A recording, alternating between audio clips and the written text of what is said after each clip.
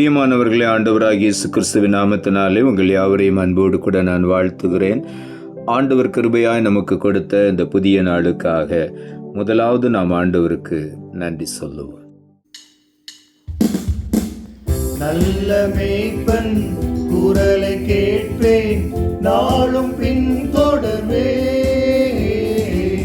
நல்ல மேய்ப்பன் குரலை கேட்பேன், நாளும் பின் தொடர்வேன்.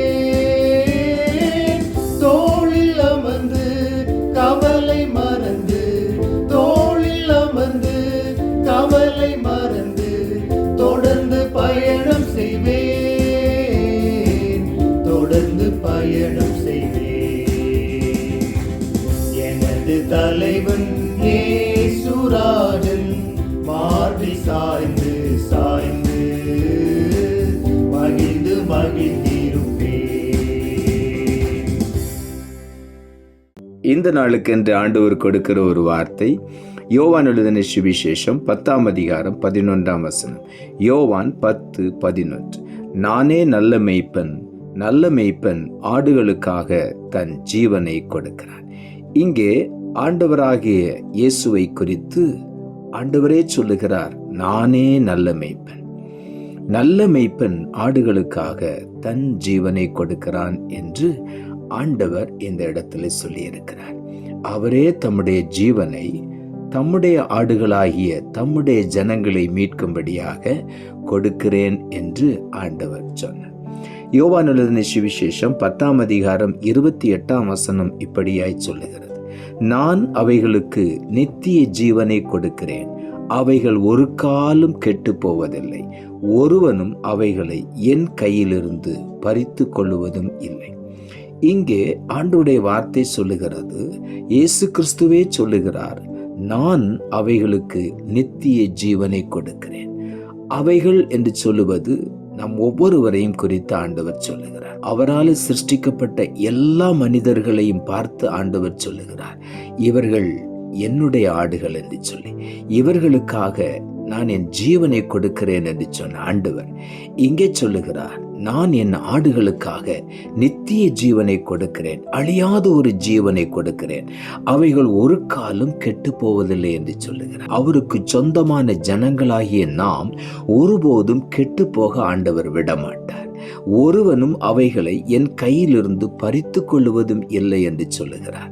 ஆண்டவருடைய கையிலிருந்து ஒருவனும் நம்மை பறித்து கொள்ளவே முடியாது. ஒவ்வொருவரும் அவருடைய மேய்ச்சலின் ஜனங்களும் அவருடைய கைக்குள் ஆன ஆடுகளுமாயிருக்கிறோம் என்று வேதத்தில் எழுதப்பட்டிருக்கிறது. ஆகவே ஒருவனும் ஒரு காலம் நம்மை அவருடைய கையிலிருந்து பறித்து கொள்ள முடியாது. ஒருபோதும் நாம் கெட்டு போவதும் இல்லை.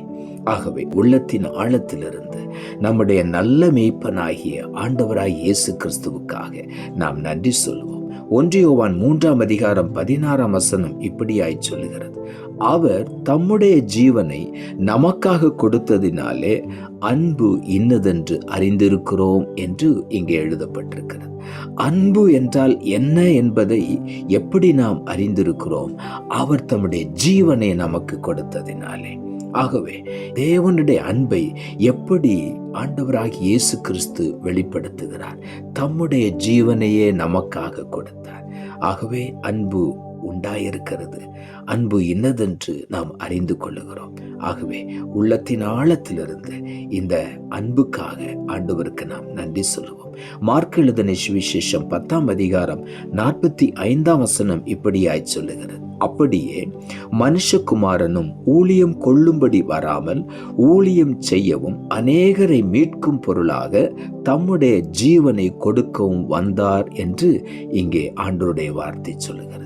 மனுஷகுமாரன் ஆண்டவராகிய இயேசு கிறிஸ்து ஊழியம் கொள்ளும்படி இந்த பூமிக்கு இறங்கி வரவில்லை, அவர் ஊழியம் செய்யும்படி வந்தார். மாத்திரமல்ல, அநேகரை மீட்கும்படியாக தம்முடைய ஜீவனை, தம்முடைய இரத்தத்தை நமக்கு விலையாக கொடுத்து நம்மை வாங்கும்படி இந்த பூமிக்கு இறங்கி வந்தார்.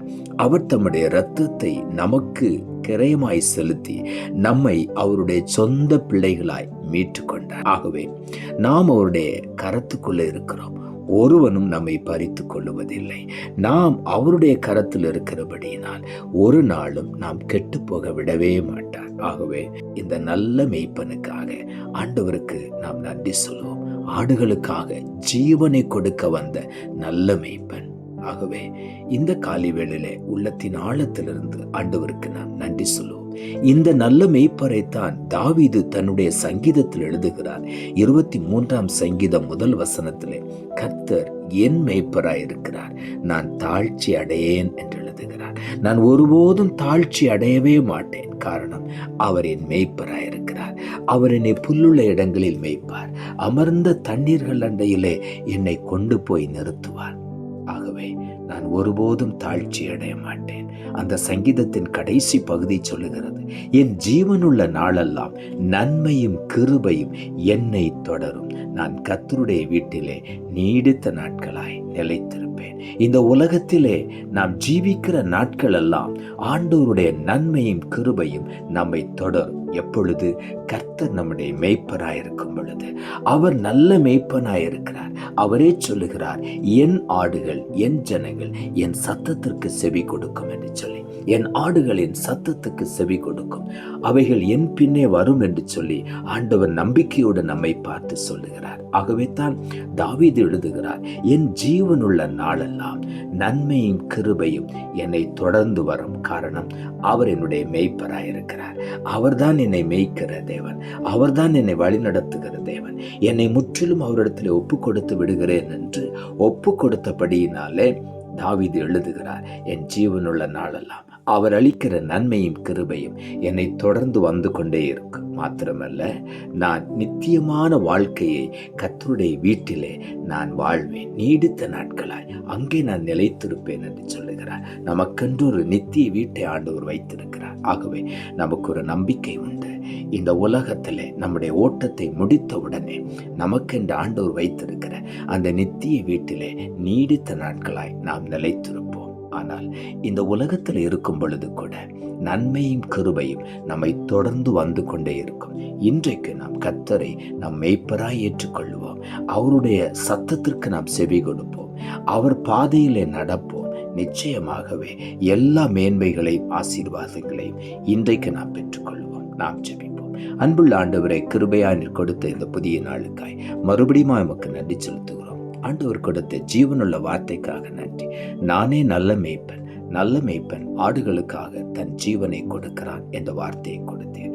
வசனத்தை கேட்டுக்கொண்டிருக்கிற ஒவ்வொருவரும் எனக்காக இயேசு தன்னுடைய இரத்தத்தை, தன்னுடைய ஜீவனை கொடுத்து என்னை அவருடைய பிள்ளையாய் மீட்டு கொண்டார் என்று ஒவ்வொருவரும் அறிந்துமை துதிக்க உதவி செய்யும். ஆண்டவரே, நீர் நல்ல மேய்ப்பராய் இருந்து புல்லுள்ள இடங்களில் நடத்தி அமர்ந்த தண்ணீர்கள் அண்டையிலே ஒவ்வொருவரையும் கொண்டு போய் விடுகிறபடியினால் உமக்கு நன்றி. அது மாத்திரமல்ல, இந்த பூமியில் வாழ்நாள் முழுவதும் நன்மையும் கிருபையும் எங்களை தொடரச் செய்ய போகிறேன். அதற்காக உமக்கு நன்றி. மாத்திரமல்ல, இந்த பூமியின் ஓட்டத்தை முடித்த பிறகு நித்திய வீட்டிலே நீடித்த நாட்களாய் நிலைத்திருக்கும்படி எங்களுக்கு அப்படிப்பட்ட ஆசீர்வாதத்தை நீர் வைத்திருக்கிறபடியினால் உமக்கு நன்றி. தாழ்த்துகிறோம். இரட்சகர் இயேசுவின் நாமத்தில் ஜெபிக்கிறோம் நல்ல பிதாவே. ஆமென்.